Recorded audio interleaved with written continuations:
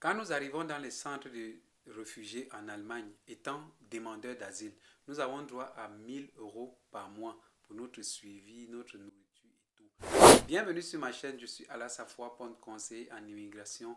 Ici, je te parle de l'immigration en Allemagne, tout ce qui concerne les détails sur l'immigration. Aujourd'hui, nous avons un thème très spécial, ça concerne le Flüchtlingsgipfel. Alors, depuis le mois de janvier, nous avons accès à plus de 70% de plus de taux d'immigration en Allemagne. Et ce taux d'immigration cause beaucoup de problèmes. Un réfugié en Allemagne coûte par mois 1 000 €. Quand je dis 1 000 €, il y aura ta nourriture, il y aura ta couverture santé et tu recevras de l'argent de poche à la fin du mois. Voilà pourquoi les réfugiés reçoivent 300 quelques euros à la fin du mois parce que tout ça est déjà calculé dessus. Mais là n'est pas le problème. Qui finance donc ces fonds et comment ça se passe? Quand tu arrives dans le centre de premier accueil, tu es d'abord reçu par le gouvernement général en Allemagne, on appelle ça le Bund.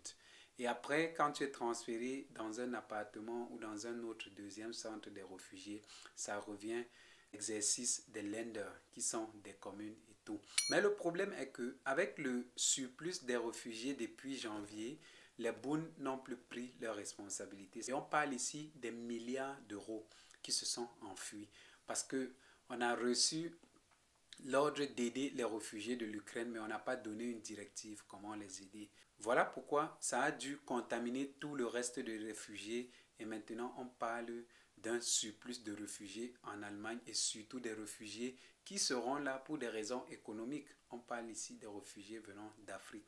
Qu'est-ce qu'ils ont donc proposé à part ces faits qu'il n'y avait plus d'argent dans les caisses? Ils ont dit, nous devons maintenant accélérer les déportations.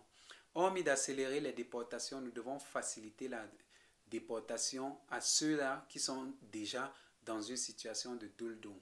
Mais ce qu'ils ont oublié, c'est de mentionner que ceux qui sont en état de Duldung, parfois sont obligés de rester encore dans le pays parce qu'ils ont des obligations, que ce soit familial, que ce soit de travail et tout.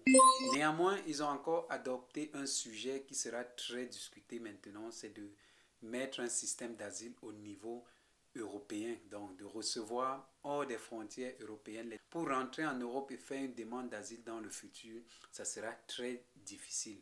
Voilà pourquoi la résolution d'aujourd'hui, beaucoup ont jugé ça comme inhumaine parce que ça va à l'encontre des droits de l'homme et chacun a le droit de demander l'asile dans le pays qu'il lui faut.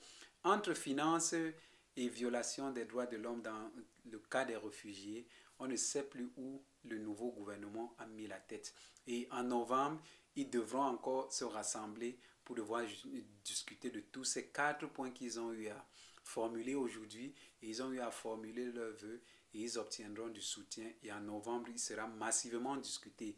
Alors, voilà une bonne et une mauvaise nouvelle pour nous, les réfugiés qui sont déjà en Allemagne. Les déportations seront accélérées pour ceux-là qui ne pourront pas rester ici. Ça nous pousse déjà à chercher à trouver une autre solution avant qu'on ne soit déporté.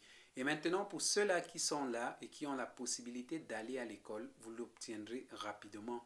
Ils vont essayer d'accélérer les choses pour que les réfugiés puissent aller à l'école et de pouvoir étudier rapidement, de s'insérer dans la société afin de travailler. J'espère que tu es informé.